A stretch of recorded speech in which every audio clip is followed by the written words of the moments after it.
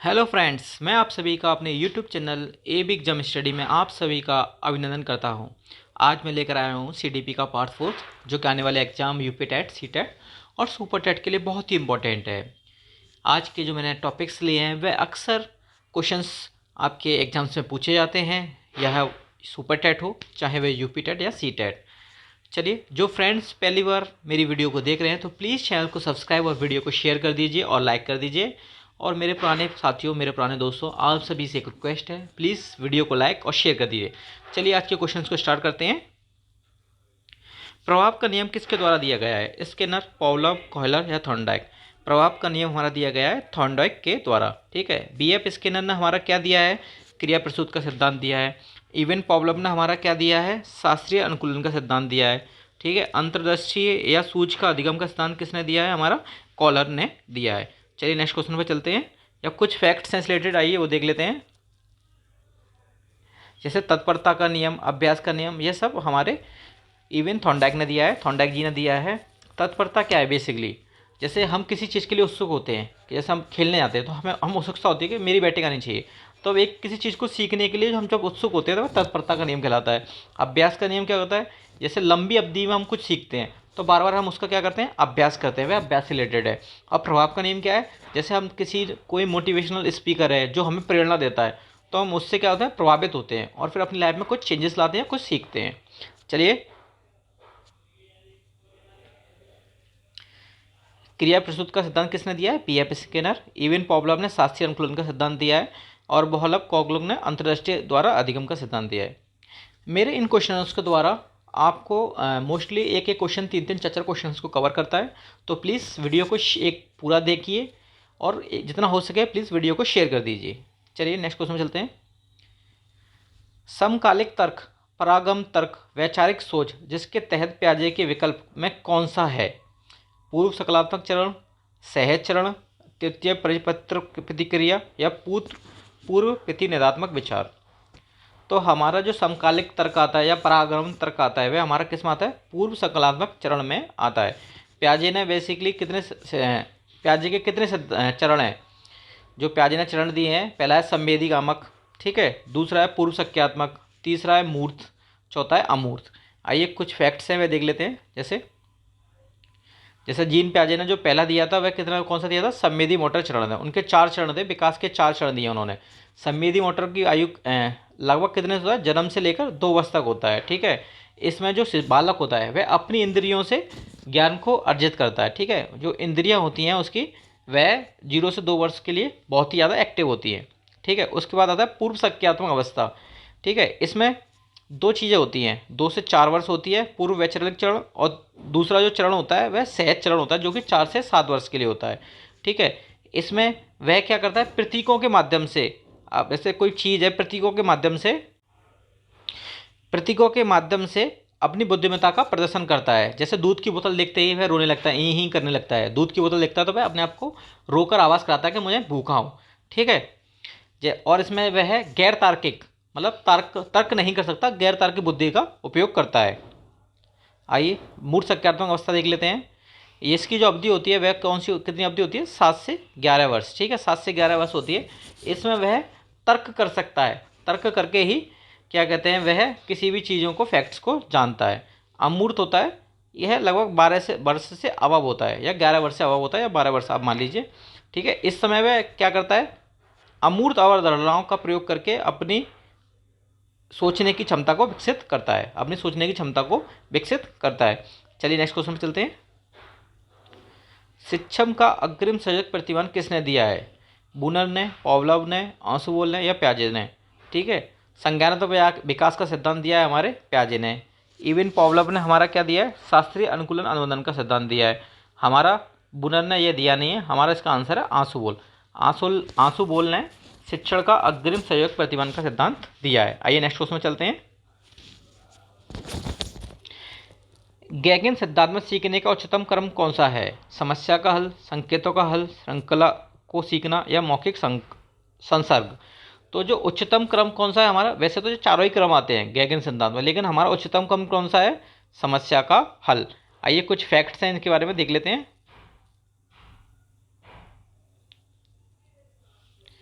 जैसे समस्या का समाधान, समस्या का निवारण करना उच्चतम स्तर है। इसमें जटिल नियम बनाना, किसी विशेष प्रश्न को हल करने की प्रक्रिया, प्रोसेस, उस प्रकृति को अन्य समस्याओं को हल करने का इसमें उपयोग करने की क्षमता का वर्णन है। ठीक है, जय उन्होंने अपना एक डायग्राम के थ्रू शो किया है जिसमें प्रॉब्लम सॉल्विंग जो है वह सबसे ऊपर है। ठीक है, सबसे नीचे क्या है, सिग्नल लर्निंग, उसके बाद एसआर लर्निंग, फिर साइकोमेटर कनेक्शन लर्निंग, फिर वर्बल एसोसिएशन लर्निंग, फिर multiple description, concept learning, principle learning.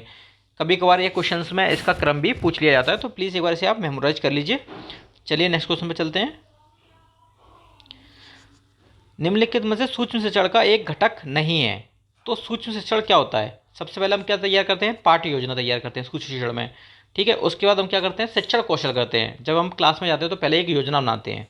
ठीक है, आप सभी को पता है टीचर आता है तो पहले एक पूरे तरीके से योजना बना के आता है कि मुझे क्लास में कैसे पढ़ाना है।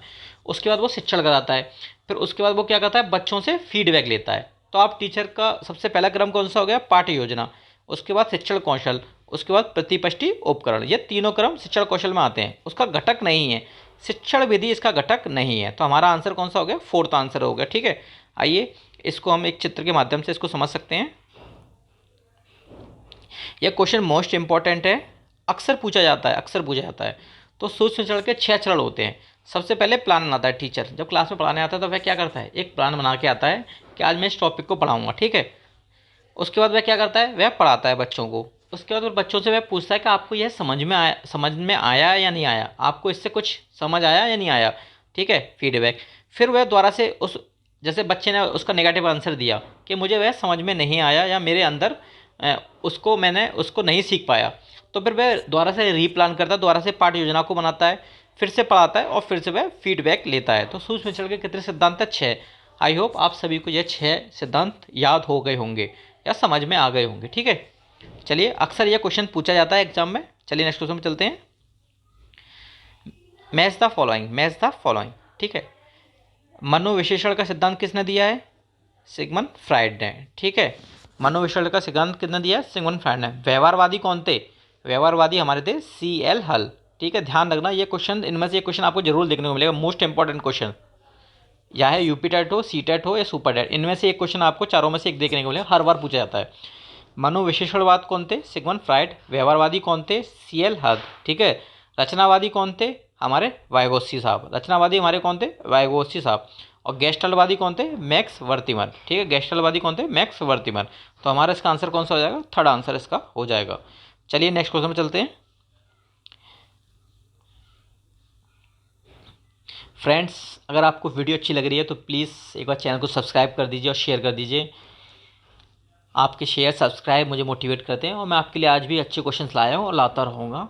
बस मेरी आपसे यही रिक्वेस्ट है कि प्लीज़ एक बार जितना हो सके प्लीज़ आप सिर्फ 2 फ्रेंड्स को शेयर कर दीजिए और सब्सक्राइब करा दीजिए, बस इतनी रिक्वेस्ट है। चलिए क्वेश्चन स्टार्ट करते हैं। एक किशोर के संवेगों के विषय में निम्नलिखित में से गलत कथन कौन सा है। ठीक है, जो किशोर होता है उसके जो संवेग होते हैं, ठीक है, संवेग बेसिकली क्या होते हैं, भय, क्रोध, प्रेम, ये सब के क्या होते हैं। एक व्यक्ति के अंदर भय भी होता है, क्रोध भी होता है और वह किसी से प्रेम भी करता है या प्रेम भी होता है, तो वह किसके अंतर्गत आते हैं, संवेगों के अंतर्गत आते हैं। मेरे जो फ्रेंड्स हैं वह प्रेम को कुछ अलग अर्थ ना निकालें। ठीक है, प्रेम नॉर्मली मतलब माता पिता का प्रेम भी हो सकता है, सिस्टर और ब्रदर का प्रेम भी हो सकता है। चलिए, एक किशोर के संवेगों के विषय में निम्नलिखित में से गलत कथन कौन सा है। संवेग बाह्य उद्दीपन से जागृत होता है, बिल्कुल सही बात है। जो संवेग होता है, क्रोध, जैसे क्रोध है, हमारी किसी से लड़ाई होती है तो बाह्य उद्दीपन ही तो है, तो उससे हमारा संवेग उत्तेजित होता है, यह भी सही है। संवेग स्थायी होता है। ठीक है, तीसरा देखते हैं, संवेग भावना से जुड़ा होता है, बिल्कुल जुड़ा होता है। जैसे प्रेम है, प्रेम होता है, ठीक है, तो माता पिता का प्रेम होता है तो हमारे पापा बोलते हैं कि ये गलत है, भावनाएं हमारे अंदर जागृत कर देते हैं तो हम अंदर से इमोशनल हो जाते हैं। ठीक है, तो संवेग भावना से रिलेटेड है। ठीक है, संवेग अभिव्यक्ति अधिगम द्वारा प्रवर्तित होता है, बिल्कुल होता है। जैसा अभिव्यक्ति, कोई भी व्यक्ति है जब वो अपने प्रेरणा से हमें मोटिवेट करता है तो हमारे अंदर जो भय होता है, डर भी खत्म हो जाता है। जैसे पापा कहते हैं कि मैं तुम्हारे पास हूँ, आप डरने की जरूरत नहीं है, तो बच्चा होता है वह डरता नहीं है। ठीक है, तो संवेग अभिव्यक्ति अधिगम द्वारा वही प्रवर्तित होता है। संवेग स्थायी नहीं होता, संवेग कभी भी स्थायी नहीं हो सकता, संवेग हमेशा अस्थायी होता है, स्थायी कभी नहीं हो सकता। क्योंकि आज मुझे किसी से प्रेम है, कल वह हो सकता है कि कल वो किसी और का प्रेम हो। ये भी हो सकता है कि आप ये भी मान सकते हैं जैसे बॉयफ्रेंड या गर्लफ्रेंड होते हैं, आज उनमें प्रेम है लेकिन वह कल दूसरी शादी कर लेते हैं और उन दोनों में भी प्रेम हो जाता है, पति पत्नी में। तो आप इसका एक नॉर्मल से एग्जाम्पल ले सकते हैं, संवेग अस्थायी होता है। चलिए नेक्स्ट क्वेश्चन में चलते हैं। तो हमारा इसका आंसर हो गया सेकंड। ठीक है, किशोरावस्था बेसिकली क्या होती है, जैसे बाल्य मानव जीवन काल में जन्म से लेकर युवावस्था तक कई अवधि होती है। ठीक है, इसमें किशोरावस्था एक अवधि मानी जाती है, विकासात्मक अवस्था होती है जो कि किशोरावस्था होती है। ठीक है, 12 से 19 वर्ष के बीच की इसकी उम्र मानी जाती है। किशोरावस्था को स्टेनहॉल ने आंधी और तूफान की अवस्था भी कहा है। यह क्वेश्चन अक्सर पूछा जाता है कि स्टेनहॉल ने किशोरावस्था को क्या कहा है, आंधी और तूफान की अवस्था। ठीक है, तो किशोरावस्था की भावनाओं की प्रकृति देख लेते हैं। जो संवेग होता है वह क्या होता है, बाह्य उद्दीपन से जागृत होता है। प्रत्येक संवेग से एक भावना जुड़ी होती है। ठीक है, संवेग व्यक्तिपरक और विशुद्ध रूप से व्यक्तिगत होता है। ठीक है, संवेग खुशी और नाराजगी की भावना से जुड़ा होता है। संवेग अव्यक्तियों को सीखने के द्वारा संशोधित किया जाता है। ठीक है, यही सारे कुछ हैं। संवेग, इसे जरूर देख लीजिए आप। संवेग एक मानसिक स्थिति है जो भय, क्रोध और प्रेम आदि से जुड़ी होती है। चलिए नेक्स्ट क्वेश्चन में चलते हैं। माध्यमिक विद्यालय में शिक्षण पद्धति में जो लोकतंत्र और लोकतांत्रिक प्रक्रियाओं के शिक्षण के लिए सबसे अनुकूल प्रक्रिया कौन सी है? व्याख्यान विधि, परियोजना विधि, स्वस्वर पाठ विधि या भूमिका निर्वाह विधि? क्वेश्चन ये कह रहा है कि जो उच्च माध्यमिक विद्यालय होते हैं, जो 6 से अबव क्लास के होते हैं, प्राइमरी को छोड़ के माध्यमिक विद्यालय होते हैं, उसमें शिक्षण की कौन सी प्रक्रिया सबसे अनुकूल होती है जो कि बच्चों को सिखाने में महत्वपूर्ण योगदान निभाती है? तो शिक्षण की वह जो हमारी प्रक्रिया होती है वह सबसे अनुकूल होती है भूमिका प्रवाह विधि। भूमिका में क्या होता है कि बच्चे अपना भूमिका निभाता है किसी भी शिक्षण में, और जब वह भूमिका निभाता है तो वह सब कुछ उसके माइंड में ऑटोमेटिकली ट्रांसफ़र हो जाता है। जैसे बच्चे से कहा कि आप अपने आप का वर्णन करें, अपने आप के, अपने फादर के बारे में, अपने माता पिता के बारे में, अपने आप के बारे में बताइए। तो जब वह एक बार किसी को सबको वर्णन करता है तो वह उसके अंदर ऑटोमेटिकली उसको पता रहता है कि ये मेरा सब कुछ ऐसे ऐसे है। ठीक है, या फिर ऐसे एग्जाम्पल मान लीजिए, जैसे किसी भी अभिनय करने के लिए वह अपनी भूमिका को प्रदर्शित करता है, तो वह भी भूमिका के द्वारा अनुकूलन सबसे ईजी हो जाता है। मतलब भूमिका निर्वाह विधि के द्वारा अनुकूलन सबसे ईजिली हम अपने अंदर गेन कर लेते हैं। चलिए इस कुछ फैक्ट्स हैं, देख लेते हैं। जैसे अभिनय क्या है? अभिनय का मोस्टली सीधा अर्थ है अभिनय करना। भूमिका का मतलब क्या है? भूमिका निर्वाह विधि का मतलब क्या है? अभिनय करना।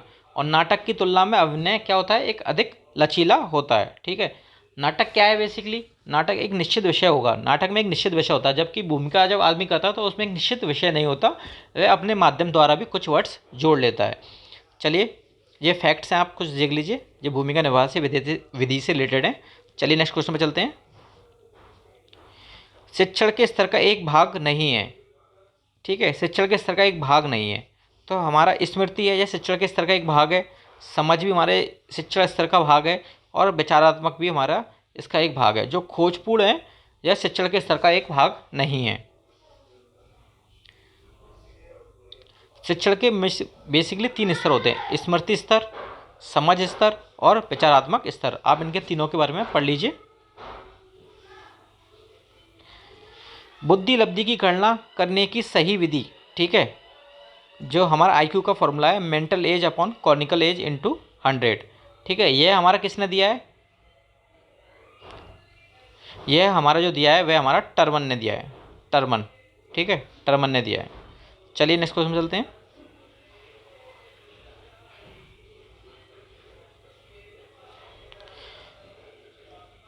सन 1905 में एल्फ्रेड बीने और साइमन ने एक व्यवहारिक प्रयोग किया था बुद्धि के ऊपर।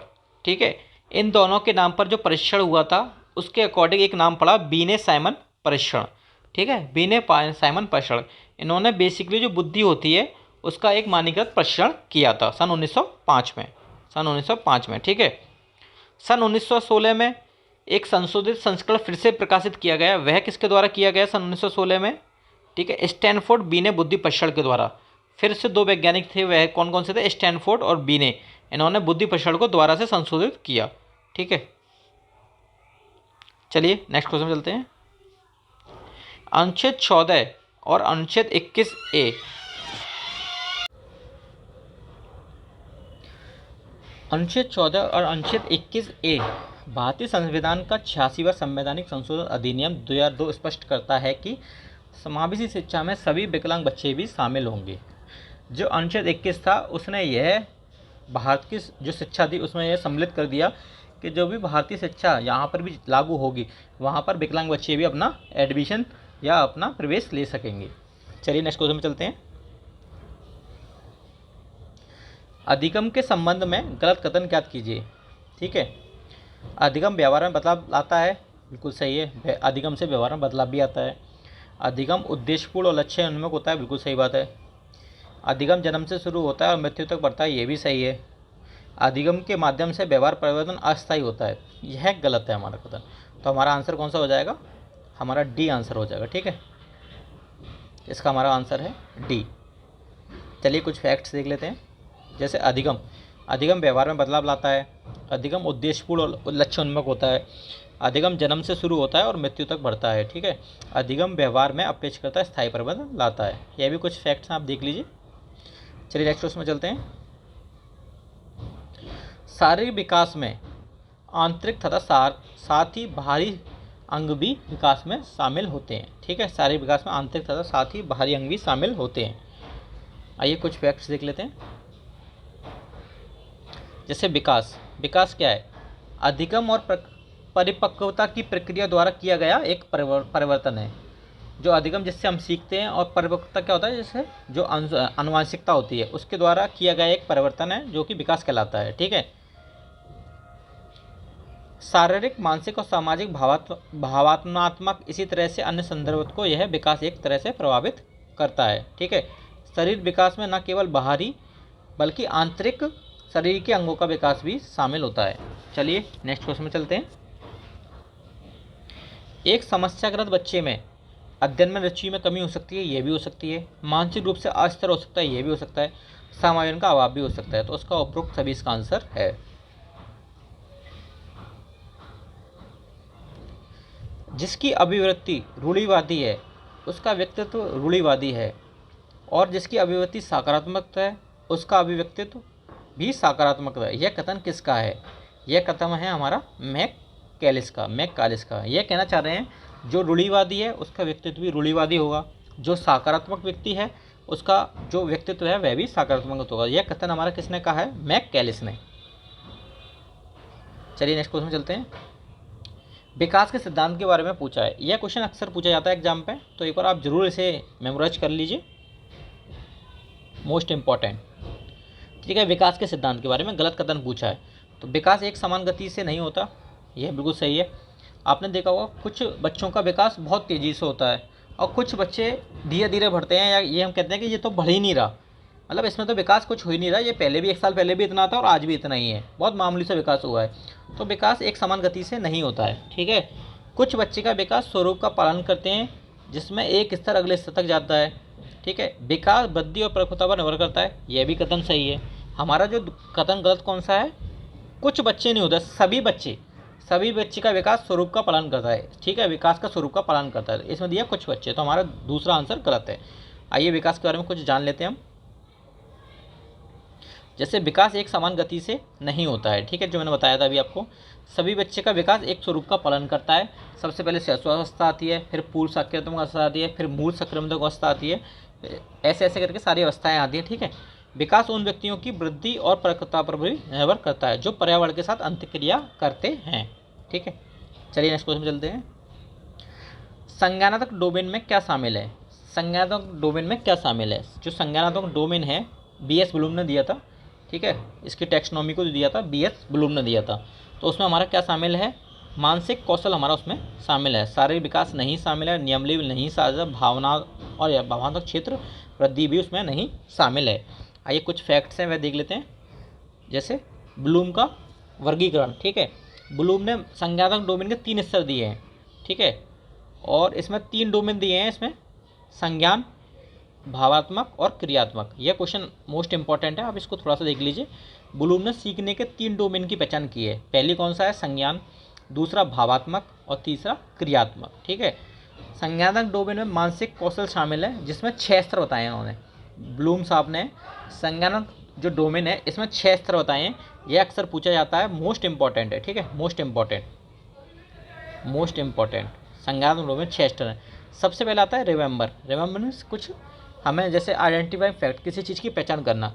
उसके बाद आता है अंडरस्टैंडिंग, मतलब किसी चीज़ को समझना। ठीक है। उसके बाद आता है अप्लाई, जैसे हमने कुछ सीख लिया तो उसे अपने हम जीवन में कैसे अब कैसे उसे अपने जीवन में अभ्यास करके उसे अपने जीवन में अप्लाई करें। ठीक है। उसके बाद आता है एनालाइज करना, मतलब विश्लेषण करना। ठीक है। उसके बाद आता है एवल्यूएट, मूल्यांकन करना। उसके बाद आता है क्रिएट। ठीक है। उसका क्रिएट आता है। तो यह बहुत मोस्ट इंपॉर्टेंट है। आप इस 6 को, इन जो आपने संज्ञानात्मक डोमेन के 6 स्तर बताए हैं, इनको जरूर याद करके जाएं एग्जाम में। चलिए नेक्स्ट क्वेश्चन में चलते हैं, अंतिम और लास्ट क्वेश्चन इस वीडियो का। वृद्धि की सीमा किसके द्वारा तय की जाती है? जीवों के आंतरिक कारक के द्वारा, पोषण और व्यायाम के द्वारा, ये दोनों या इनमें से कोई नहीं। जो वृद्धि की सीमा की यह तय की जाती है हमारे इन दोनों के द्वारा, जीव के आंतरिक कारक, पोषण और व्यायाम। फ्रेंड्स, अगर आपको वीडियो पसंद आई है तो प्लीज़ एक बार वीडियो को शेयर कर दीजिए, लाइक कर दीजिए। बस आपसे इतनी ही रिक्वेस्ट है और कुछ नहीं। मेरे न्यू फ्रेंड्स, अगर आप मेरी वीडियो को पहली बार देख रहे हैं तो प्लीज़ एक बार वीडियो को शेयर कर दीजिए और चैनल को सब्सक्राइब कर दीजिए। Thank you.